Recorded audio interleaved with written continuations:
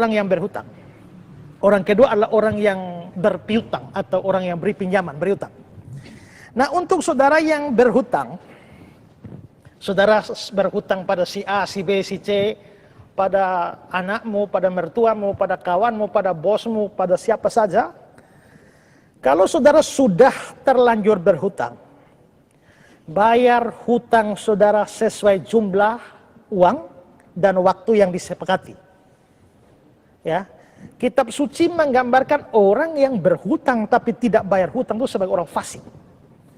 Mazmur pasal 37 ayat 21. Orang fasik meminjam dan tidak membayar kembali. Kalau saudara berutang dan tidak bayar, dengan baik-baik Alkitab bilang saudara orang fasik, orang jahat. Ya.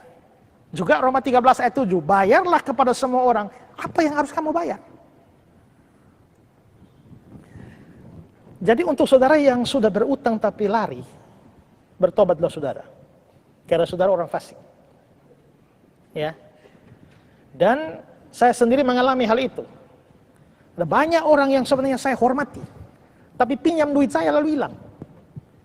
Saya hormati mereka sebagai orang yang saya hormati sebagai dalam dunia rohani. Tapi menurut saya, kalau dia lari dari hutang itu orang fasik. Kedua, kalau sudah berhutang, prioritas bayar hutang saudara dari kebutuhan-kebutuhan yang lain. Kalau sampai saudara sudah berhutang, maka nomor satu begitu ada uang yang harus dipikirkan adalah bayar hutang.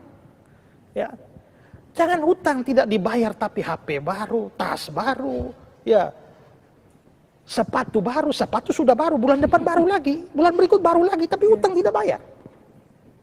Ya, jadi kalau saudara sudah berhutang, prioritas abaikan yang lain, kecuali makan minum. Tapi yang lain-lain abaikan dan prioritas bayar.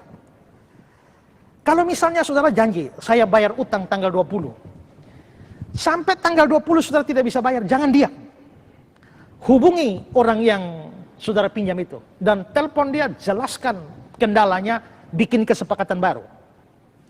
Janjinya tanggal 20, tapi kelihatannya karena kendala ini tidak bisa, jadi bikin janji baru, kesepakatan baru, tanggal berapa lagi. Jangan diam. Karena kalau saudara diam-diam, ya, itu sikap yang tidak baik gitu ya. Kalau sampai saudara tidak bilang dan sebenarnya sampai ditagih, itu memalukan saudara. Ya. Tapi ingat, kalau sampai saudara ditagih, jangan tersinggung. Jangan marah, apalagi berlaku buruk kepada yang nagih. Saya dulu pernah bikin satu picture. Waktu kau berhutang, kau ramah. Waktu ditagih hutang, kau marah. Ya. Waktu menghutang, ramah. Ditagih, marah. Waktu saudara mau berhutang, kejar-kejar saya luar biasa. Giliran saya tagih hutang, saya kejar saudara luar biasa. Nah ini kan kurang ajar ini ya. Ingat ya, bahwa kalau saudara dalam kesusahan dan meminjam kepada saya, misalnya, dan saya sampai mau meminjamkan, itu artinya saya berbuat baik kepada saudara. Saya berbuat baik kepada saudara.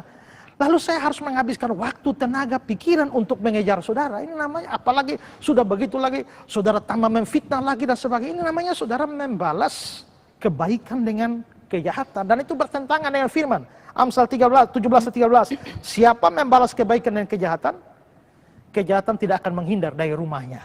Ya, jadi untuk semua yang sudah terlanjur, yang belum berhutang, sedapat mungkin jangan hutang.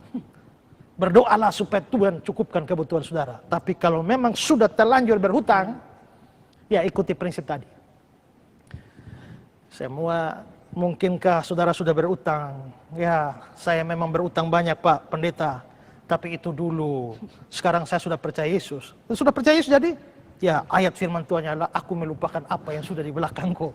Ya, tidak bisa. Orang Kristen tidak bisa lolos. Ingat Sakeus, dia bilang, Tuhan, ya, setengah dari hartaku akan kuberikan pada orang miskin. Dan sekiranya aku pernah peras dari orang, ku kembalikan 4 kali lipat. Jadi pada waktu Sakeus bertobat, dia tetap ingat utangnya. Bahkan dia kasih 4 kali lipat bayarnya. Ya, dulu dia ambil orangnya, ambil barang orang, itu dia kembalikan. Ya, tapi banyak orang Kristen setelah bertobat, dia melupakan apa yang di belakangnya. Mengarahkan diri kepada apa yang di hadapanku. Ya.